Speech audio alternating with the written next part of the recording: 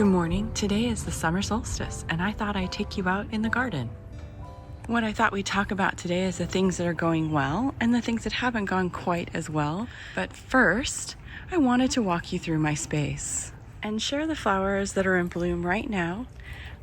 And I have made an attempt to create little carpets of flowers here and there. And I'm really happy with much of what happened so far this year. But not quite everything has gone as planned.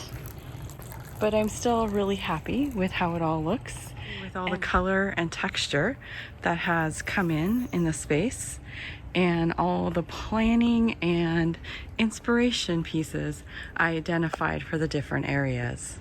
I'm going to start with this area of the circle bed. I purchased about 3 6-packs of Plum Crazy Madness petunias at my local garden center, just a generic brand, and tried to plant them every 12 inches for purposes of creating this little carpet of flowers.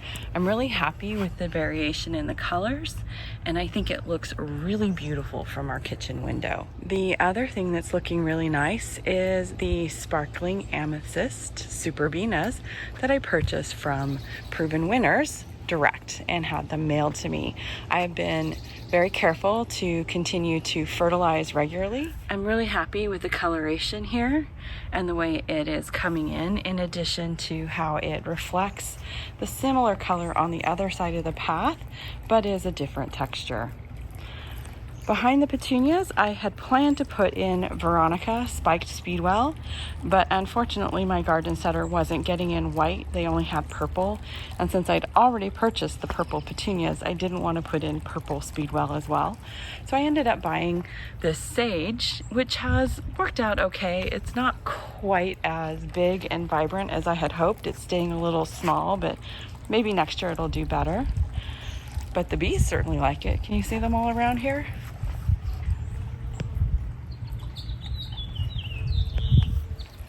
Behind the sage, I have the Echinacea purpurea, the ones I started from seed. I have planted 5 here, but they are not really going to bloom, I don't think, this year. I had heard potentially that when you plant or when you start their seed, they don't necessarily flower the first year. These gladiolus are looking beautiful, but when they were blooming or first coming out, we had a bit of a windstorm and several flopped over. I have managed to stake a couple. Fortunately, I didn't get out in time to stake them all, and a few have flopped onto the ground. The other thing I'm really happy with is the At Last Rose. It went through its first flush of blooms, and now we're kind of ending the second flush right now. I have been deadheading this rose, even though you aren't necessarily have to do that, but I wanted to keep it in bloom as much as possible. I transplanted the stone crop here, so I have 3. These 2 are not very happy. I don't really know why. I moved this cone-shaped rosemary to this spot, and it has not really taken well to its space. It's got a lot of yellowing. I'm not sure what the concern is here with this guy either. He's staying alive. I've tested the soil with my moisture probe, and it has always said that it's super dry, so I was supplemental watering for a while. My statement piece here with the juniper topiary and then filling the base of the pot with a variety of plants. Overall, I love the way this looks, but the topiary, particularly the bottom ball, continues to show a bunch of dead growth inside, and I don't know if it's being overwatered or underwatered. It's just on the basic drip, so I'm not sure what is causing the inside to die back, but so far it still looks good on the outside of the ball. I still have a couple of persimmons on this baby tree and a bunch of peaches on this O. Henry peach. I have it staked because the weight of the branches and the fruit really strained the branching. I need to figure out how to maybe tighten it up a bit.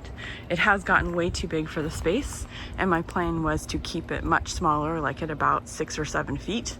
So I'm going to be doing some summer pruning here for this and the apiarium behind it in the near future. The apiarium's done, so that needs to be pruned probably in the next month. This year, my favorite vignette didn't quite hit the mark. I think potentially there was too much shade in the area because the bushes back here had leaned forward, and then the other plants started leaning forward, which shaded more of the area, and so things weren't quite as vibrant. And then this guy decided to splay out.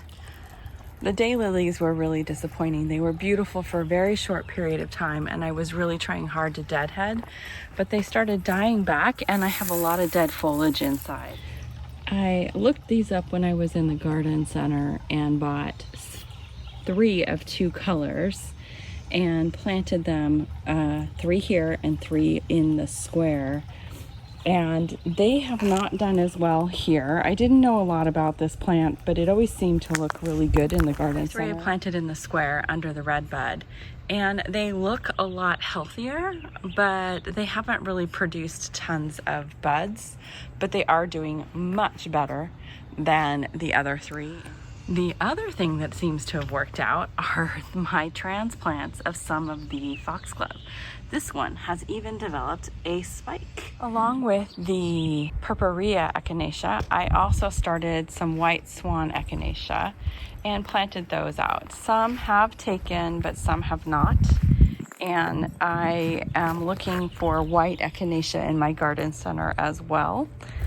These were ones I purchased at the UC Davis Arboretum, and they are struggling because of leafhopper. I just can't seem to get the leafhopper out of my yard. I don't want to use a bunch of pesticides. Keep my fingers crossed that some of the predators would find their way into the yard, and I might buy some green lacewings in the near future. These light yellow petunias have looked okay here. I think I would have liked something a little more punch of yellow color. So maybe next year I'll buy something a little stronger in color. But overall, I think much of the garden has really looked nice this year. And I am really happy with many of the things that I did, and have learned quite a few lessons, of course. I'm happy with the sea lavenders. They're looking really good, and I do like the fact that when the sea lavender finishes blooming, the color just ages a little and it doesn't like look too ugly, because this is when an old set of flowers. So you don't have to be too aggressive on the deadheading, and they'll maintain a really pretty look.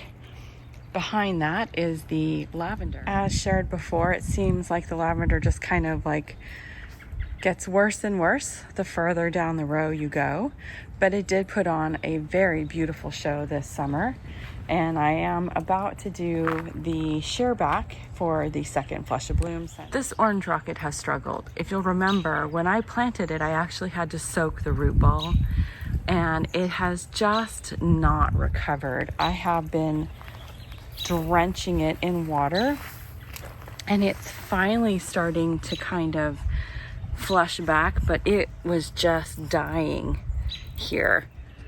I feel like things are really coming together in this garden. It's taken several years for me to find my groove and figure out what it is that I like and the colors and textures that I like, but I'm really happy overall with everything that's going on this year. I think this is where I'm going to end the tour through my summer solstice garden and all the things that have been going well and maybe not gone quite as well. Thank you so much for joining me for my garden journey, and I'll see you in the next one.